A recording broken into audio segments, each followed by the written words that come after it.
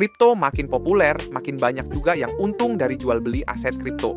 Tapi pertanyaannya, emang kripto kena pajak ya di Indonesia? Jawabannya, iya, dan penting banget buat kamu tahu detailnya supaya nggak kaget nanti.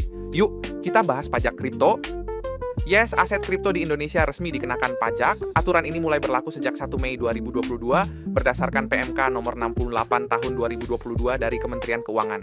Aset kripto dianggap sebagai komoditas digital dan bukan alat pembayaran, dan setiap transaksi jual beli kripto akan dikenai dua jenis pajak utama, yaitu pajak pertambahan nilai (PPN) dan pajak penghasilan (PPH).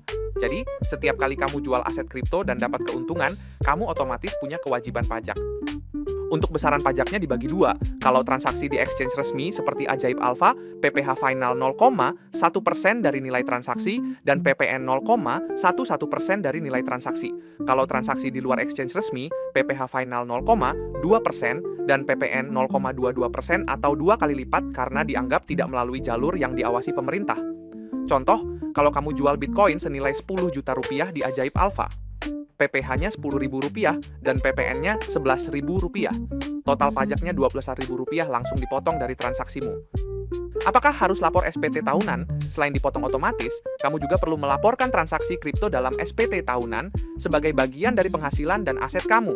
Tipsnya, catat setiap transaksi, beli, jual, untung, rugi. Simpan bukti transaksi dari platform. Laporkan nilai kepemilikan aset kripto saat akhir tahun di bagian harta di e-filing. Jangan takut duluan. Kalau kamu pakai platform resmi kayak Ajaib Alpha, kamu bisa unduh histori transaksi dan data pajak langsung dari aplikasinya. Praktis dan rapi. Kenapa penting taat pajak kripto? Beberapa alasan kenapa kamu wajib taat pajak saat investasi kripto. Hindari masalah hukum di kemudian hari. Tunjukkan bahwa kamu investor yang patuh aturan. Pajak dari kripto ini juga berkontribusi ke penerimaan negara. Lagi pula, tarifnya relatif kecil dibanding potensi cuan dari naiknya harga kripto.